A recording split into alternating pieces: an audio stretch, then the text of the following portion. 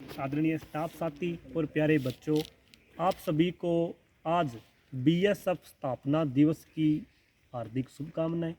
को पता है क्या, 1 दिसंबर को बीएसएफ जो अपने यहाँ पर 163 बटालियन भी रहती है राजनगर में, ना जाते हो क्या कभी ट्रक यूनियन से आगे? बटालियन यहाँ पर चेंज होती रहती है, जरूरी नहीं हो यहाँ पर हर बार 163 रहे, लेकिन ये हमेशा कैंप्स किसका रहेगा?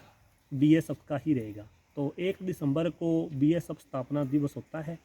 और बीएसएफ जो है ये भारत की प्राचीन जो पैरामिलिट्री है उनमें आती है, ध्यान रखना। आज़ादी से पहले ही इनकी स्थापना हो गई थी। और बीएसएफ का जो मुख्यालय है वो कहाँ पर है? नई दिल्ली में। जो हेड ऑफिस होता है हर एक पैरामिलिट्री का, सभी का अलग अलग है। एक अकेली बीएसएफ पैरामिलिट्री नहीं है हमारी, एसएसबी, आईटीबीपी है ना, सीआरपीएफ, सीआईएसएफ, ये सारी की सारी क्या होती है?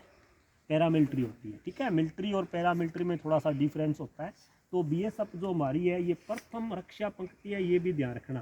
सीमा के ऊपर जो भारत पाक सीमा है, जिसको आप रेड क्लिफ के नाम से जानते हो, भारत पाक के बीच सीमा है, वो क्या कहलाती है? Red Cliff. तो जो रेड क्लिफ सीमा रेखा है उसकी सुरक्षा का जिम्मा किसके हवाले है? बीएसएफ से।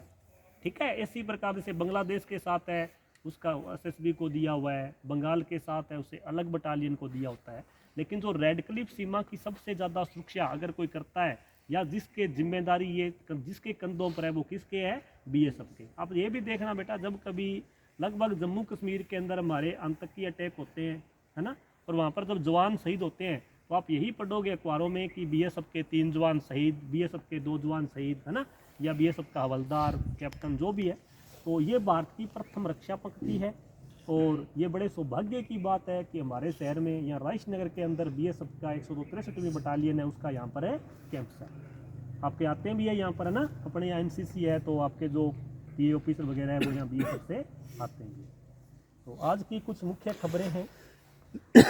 निर्माण के लिए खुलेगा नया रास्ता, पर्यावरण पर मंडराया खतरा, दिल्ली एनसीआर को रेगिस्तान बना सकती है, अरावली की नई परिभाषा। राहत, 11 दिसंबर तक काम पूरा कर सकेंगे बीएलओ। चुनाव आयोग ने एसआईआर की समय सीमा 1 सप्ताह बढ़ाई।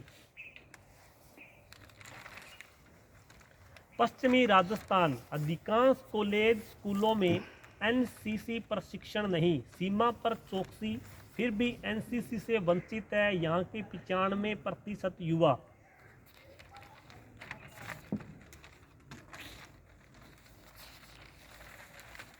खेल समाचार है। पहला वनडे, भारतीय टीम ने 349 रन, दक्षिण अफ्रीका को कड़े मुकाबले में 17 रन से हराया।